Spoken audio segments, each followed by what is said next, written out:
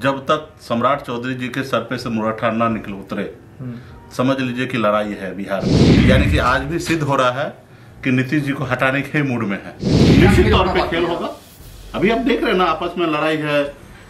सरकार अभी 1 हफ्ता भी नहीं हुआ बन के, और सरकार में कितनी लड़ाई है विभाग को लेकर कि ये विभाग ये विभाग ये विभाग। अब भाई अब कोई भी विभाग मिला, काम कीजिए। आप किस साइड रहेगी? देखिए 15 तारीख से पहले हम ऐलान कर देंगे। ये 15 फरवरी से पहले। यहाँ कह सकते हैं कि जो पीतल है, जो चांदी है, वो भी पॉलिटिकल तरीके से डील हो जाता उनका। और यहाँ तो खारा सोना है 24 कैरेट का। मुकेश सहनी खारा सोना है 24 कैरेट का। अच्छा। तो जाहिर सी बात है, ऐसा थोड़ी कि चिराग पासवान जी के पास ऑफर नहीं आता होगा, उनके पास भी ऑफर आता होगा। लेकिन उनको निर्णय लेना है कि किसके साथ राजनीति करना है। रहा कि हम जहां से चाहेंगे बिहार में, वहां से हम लड़ सकते हैं। उनको पता है मेरा टाइगर अभी जिंदा है। नमस्कार, मैं हूं देवांशु, आप देख रहे हैं न्यूज़ फॉर। इस वक्त हमारे साथ वीआईपी पार्टी के सुप्रीमो मुकेश सहनी होंगे बातचीत के लिए। आप ना एनडीए में है ना महागठबंधन में है, क्या रणनीति है? अब तो बहुत ही क्लोज आ रहा है इलेक्शन। निश्चित तौर पे चुनाव का साल है और बहुत जल्दी हम लोग निर्णय लेंगे। अभी आपने देखा कि बिहार में जो नहीं सोचा था वो हुआ है। कल तक मुख्यमंत्री नीतीश कुमार जी इंडिया गठबंधन में थे, आज एनडीए में आ गए हैं। इसको लेके बहुत बड़ा उथल पुथल हुआ, देश लेवल पे कहीं ना कहीं चर्चा हुआ। लेकिन आज जो स्थिति है वो आने वाले 2 हफ्ता में ऐसी स्थिति नहीं रहेगा। बहुत सारा फिर से बदलाव होना है और ये बदलाव भारतीय जनता पार्टी के द्वारा किया जाएगा। जब तक सम्राट चौधरी जी के सर पे से मुरट्ठा ना निकल उतरे, समझ लीजिए कि लड़ाई है बिहार में। जिस रोज सम्राट चौधरी जी के सर से मुरट्ठा खुल जाए तो उस रोज मान लीजिए कि एक्सेप्ट हो गया कि नीतीश कुमार ही उनके मुख्यमंत्री हैं। और जब तक मुरट्ठा अगर बांध के रखे तो मान लीजिए कि सम्राट चौधरी का एक ही संकल्प है कि नीतीश कुमार जी को मुख्यमंत्री से हटाना।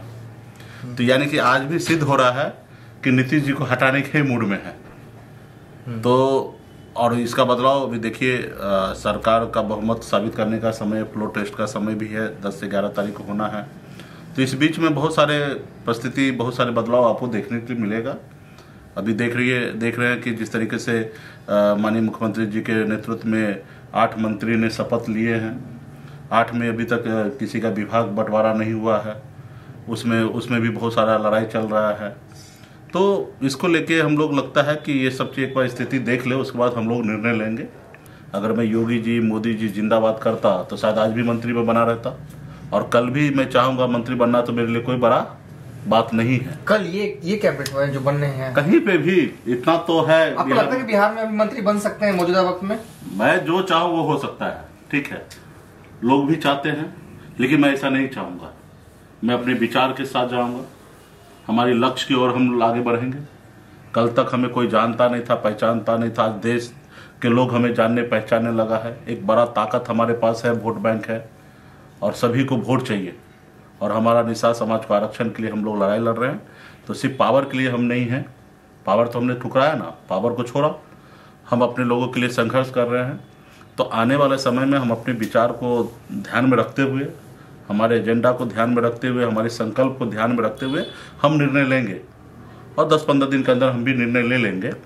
अभी फिलहाल हम वॉच कर रहे हैं कि कौन पॉलिटिकल पार्टी किस तरीके से राजनीति करना चाह रहे हैं, क्या चाह रहा है, देश का युवा क्या चाह रहा है। तो इस सब चीज़ पे हम लोग सोच समझ के आगे आने वाले समय में निर्णय लेंगे। हमें लगता है कि वीआईपी पार्टी को इस बिहार की राजनीति में, यूँ कह दे देश की राजनीति में, वीआईपी पार्टी को कोई इग्नोर नहीं कर सकता है। बिहार में, झारखंड में, उत्तर प्रदेश में आपने देखा कि संकल्प यात्रा के जरिए 50 लाख से अधिक निषाद हाथ में गंगा जल लेकर संकल्प लिया है कि हम अपने बच्चे के भविष्य के लिए लड़ाई लड़ेंगे, वीआईपी पार्टी के साथ रहेंगे, हम मुकेश सहनी के साथ रह के लड़ाई लड़ेंगे। जब इतने बड़े संख्या में हमारे पास लोग हैं तो हमें किसी से घबराना क्या है। आज जिसके पास वोट नहीं है वो भी किसी न किसी गठबंधन में है। वोट नहीं है इसलिए वो किसी न किसी गठबंधन में है। आज हमारे पास वोट है, हमें पता है कि हमें बगैर छोड़कर कोई भी पॉलिटिकल पार्टी किनारा नहीं लगेगा। तो इसलिए हम इंतजार कर रहे हैं और आने वाला समय में आप देखिएगा अभी क्या बदलाव है। अभी जो गठबंधन अभी एनडीए में हुआ है, ये गठबंधन तो पहले भी था।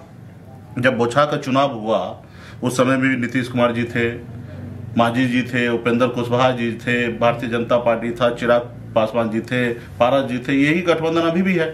और ऐसे गठबंधन को हम लोगों ने 2022 में चुनाव हराया है मुजफ्फरपुर में, और भी 2-4 वोट से नहीं, 37,000 वोट से हराए हैं। और 37,000 वोट से हारे और 30,000 वोट हमको प्राप्त हुआ था। अगर 30,000 और 37,000 वोट को अगर जोड़ देते हैं इंडिया गठबंधन के लिए तो 67,000 वोट से चुनाव हारेंगे, एक बड़ा मार्जिन से हारेंगे, यानी कि डबल का फासला होगा। तो ये नहीं है कि अभी नीतीश कुमार जी आने से बहुत बड़ा मजबूत हो गए हैं। बहुत सारा सवाल जनता करेंगे, युवा करेंगे, गांव के किसान करेंगे। क्या किसान का आय डबल हुआ कि नहीं हुआ? 2 करोड़ युवा को रोजगार देने की बात था, नौकरी देने की बात था, वो हुआ कि नहीं हुआ? बहुत सारा चीजें हैं। सिर्फ 5 किलो चावल ही गांव का विकास नहीं है। गांव का विकास कब होगा? जब वहां के बच्चे पढ़ लिख कर अच्छे सरकारी नौकरी में हो, प्राइवेट नौकरी हो, जब करेंगे तब वो 5 किलो चावल उनके लिए काम आएगा। एक साल में जितना एक गरीब के लिए चावल वितरण किया जा रहा है, उतना पैसा 5 स्टार होटल में जाइएगा तो एक चाय मिलेगा, यानी कि एक चाय का बराबरी है पूरे 1 साल का राशन। तो सिर्फ एक चाय का कीमत गांव में अगर 1 साल का राशन है तो ये नहीं है चाहिए। हर गांव के युवा का सपना है, सोच है कि वो भी कभी 5 स्टार होटल में, ताज में जाके चाय पिए। तो इसके लिए आने वाले समय में बहुत सारा चीज होगा। आपने कहा कि बिहार में खेल अभी हुआ नहीं, होना बाकी है। निश्चित तौर पे खेल होगा। अभी आप देख रहे हैं ना, आपस में लड़ाई है। सरकार अभी 1 हफ्ता भी नहीं हुआ बन के, और सरकार में कितनी लड़ाई है विभाग को लेकर कि ये विभाग, ये विभाग, ये विभाग। अब भाई अब कोई भी विभाग मिला काम कीजिए, तो विभाग के लिए लड़ाई है। सब अपना अपना पावर के लिए लड़ाई लड़ रहा है। हम 1 नंबर पे बैठे रहेंगे तो जब जिस घर में लड़ाई हो, कला हो, वो कैसे आगे बढ़ेगा? तो मुझे लगता है कि जितने भी अभी आरजेडी खास करके जेडीयू के नेता हैं, वो सोचने पे मजबूर है कि आज ये हाल है तो लोकसभा इलेक्शन के बाद क्या होगा। जब आज है, जिस समय मोदी जी की जरूरत है, पुनः देश के प्रधानमंत्री बनना है, और जरूरी समझ के ही ना नीतीश जी को लिए हैं। अगर जरूरी नहीं होता तो क्यों लेते? कहीं ना कहीं जरूरी है इसलिए लिए, और जरूरी रहने के बावजूद भी आज ये हाल है, तो 24 को चुनाव के बाद क्या होगा? तो बहुत सारा चीजें हैं, बहुत सारे देश की जनता, राज्य की जनता ये सब चीज देख रहे हैं, और हम लोगों को भी पता है क्योंकि बहुत सारी चीजें हैं।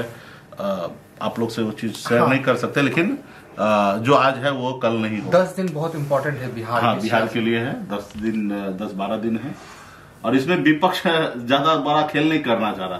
सत्ता पक्ष की इधर से ही खेल दिख रहा है, सत्ता पक्ष से ही लड़ाई दिख रहा है, जिसके कारण लड़ाई दिख रहा है। हम विपक्ष को नहीं देख रहे कि बहुत ज्यादा लड़ाई लड़ना चाह रहा है। और जब सत्ता पक्ष आपस में लड़ाई लड़ रहा है तो उनके आपस में लोग में जो है ना संशय पैदा हो रहा है।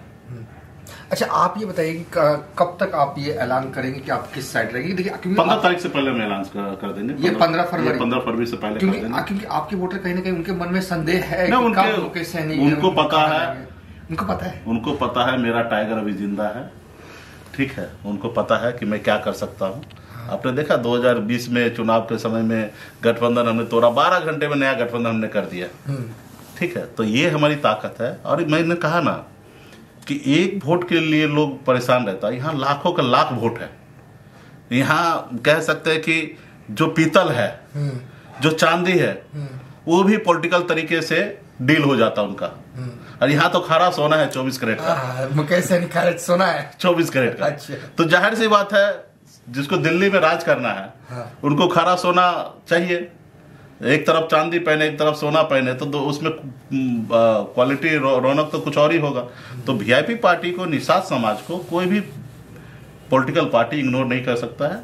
और रहा कि हमारे एजेंडा है, कोई भी पॉलिटिकल पार्टी के पीछे नहीं घूम सकते जब तक निषाद समाज को आरक्षण पे ठोस निर्णय नहीं लेंगे। चाहे अभी आरक्षण कीजिए या सरकार बनने के बाद आरक्षण कीजिए, और जो सरकार आरक्षण देने की बात करेगा उसी को हम सरकार बनाएंगे। जो देने की बात ना करे उनको हम क्यों सरकार बनाएंगे? तो ये सारी चीजें हैं, और वो भी बंद कमरे में नहीं, पब्लिक के बीच में बात करें। आपको तो दोनों तरफ से ऑफर आ रहे होंगे, आते हैं कि नहीं आते हैं? पॉलिटिकल, हर एक पॉलिटिकल पार्टी को ऑफर आता है, ऐसा नहीं कि सिर्फ हम ही हैं। जिसके पास वोट है वो सबके पास आता है। ऐसा थोड़ी कि चिराग पासवान जी के पास ऑफर नहीं आता होगा, उनके पास भी ऑफर आता होगा। लेकिन उनको निर्णय लेना है कि किसके साथ राजनीति करना है। उसी तो एक साथ हैं आप कहाँ? उसके बावजूद भी आएगा। अच्छा, ऐसा होता है? हाँ, अभी नीतीश जी थे ना आरजेडी के साथ, हाँ। उसके बाद भी बीजेपी वाले ने ऑफर किया, और जब नीतीश जी को मन हुआ तो उसके साथ आ गए। ऐसा जरूरी थोड़े कि अगर महागठबंधन में कोई है तो उसको ऑफर नहीं किया जा सकता है। जब अगर महागठबंधन में तो उसको भी ऑफर किया जाता है, जो एनडीए में है उसको भी ऑफर किया जाता है महागठबंधन में लाने का, और जो बाहर है वो तो उसको तो सबका अधिकार है, ठीक है। जब अगर अकेले कहीं किसी खेमे में नहीं जाते हैं तो सबका अधिकार बनता है कि वो खेमा है ना हमारे पास आ जाए। और जब किसी दल में किसी दल के साथ गठबंधन जब हो जाता है तब कम अप्रोच होता है। तो जो अभी एनडीए में है या इंडिया में है तो उनको थोड़ा कम अप्रोच होता होगा, लेकिन अप्रोच सबको होता है। हर एक पॉलिटिकल पार्टी चाहता है कि हम अपना कुनबा को बड़ा करें ताकि हमारा जमीन पे वोट बैंक का रेशो बढ़े और हम इजीली मैक्सिमम सीट जीता जाए।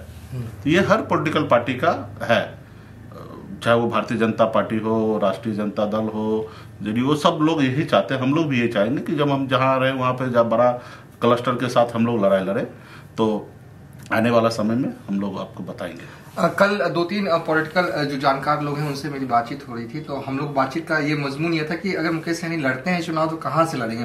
तो उनका एक कहना था कि मल्लाहों की राजधानी तो मुजफ्फरपुर है, तो मुजफ्फरपुर से ही आजमाइश करनी चाहिए, उनका मानना था। आप क्या मानते हैं? देखिए, हमारी सिर्फ लड़ाई चुनाव लड़ने के लिए ही उद्देश्य नहीं है, हमारे आरक्षण एक उद्देश्य है रहा कि हम जहाँ से चाहेंगे बिहार में वहाँ से हम लड़ सकते हैं।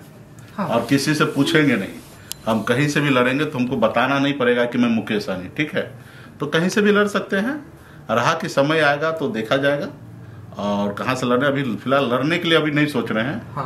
पहले तो हमारी पार्टी आगे बढ़े, हमारे आरक्षण का जो दायरा वो आगे बढ़े, आरक्षण देने का वादा करे, आरक्षण लागू करे, इस पे हमारा भी फोकस है। रहा चुनाव लड़ने का तो बिहार में कोई भी कोना से चुनाव लड़ लेंगे। जो जनरल सीट है, सुरक्षित सीट पे तो चुनाव नहीं लड़ा जा सकता, लेकिन जनरल सीट पे हम चुनाव कहीं से भी लड़ सकते हैं। फिलहाल उसके लिए भी हमने मूड नहीं बनाया। रहा कि मुजफ्फरपुर में भी हमारी 100% तैयारी है, खगड़िया में भी अच्छी तैयारी है, बिहार के सभी जिला में जो भी लोकसभा, सभी लोकसभा में हमारी तैयारी, हमारे पार्टी के लोग पदाधिकारी दिन रात काम कर रहे हैं। तो जहां से लड़ना होगा तो वहां से लड़ेंगे। मतलब मुजफ्फरपुर और खगड़िया 2 सीट कहीं से भी लड़ लेंगे, अभी हमने निर्णय नहीं लिया है, ठीक है। लेकिन नहीं लगता कि वक्त कम है सर? हम तैयारी सब जगह कर रहे हैं ना। हाँ। आप जाइए मुजफ्फरपुर में, देखिए हमारे 25 लोग काम कर रहे हैं, दिन रात एक करके काम कर रहे हैं। खगड़िया चले जाए, कटिहार चले जाए, सब जगह लोग काम कर रहे हैं। हम दूसरे के पीछे, हमने कहा ना, किसी के पीछे थोड़े घूमेंगे। हम अपनी शक्ति, अपनी ताकत से हम चुनाव लड़ेंगे, ठीक है। तो हम हमारी तैयारी पूरे बिहार में 40 लोकसभा सीट पे तैयारी है। आप उत्तर प्रदेश में चले जाए, वहाँ पे पूर्वांचल में मैक्सिमम हमारे 22 लोकसभा सीट पर काम चल रहा है। आप झारखंड में चले जाए, वहाँ पे 8-9 लोकसभा पे काम चल रहा है। ऐसे थोड़े कि हम चुनाव किसी से गठबंधन करेगा तभी हमारा काम करना। हमारे 365 दिन हमारे पार्टी संगठन हम लोग दिन रात लगे हैं, जनता के बीच में, जनता की सेवा करने में लगे हैं, जनता को अपनी बात को बताने में लगे हुए हैं।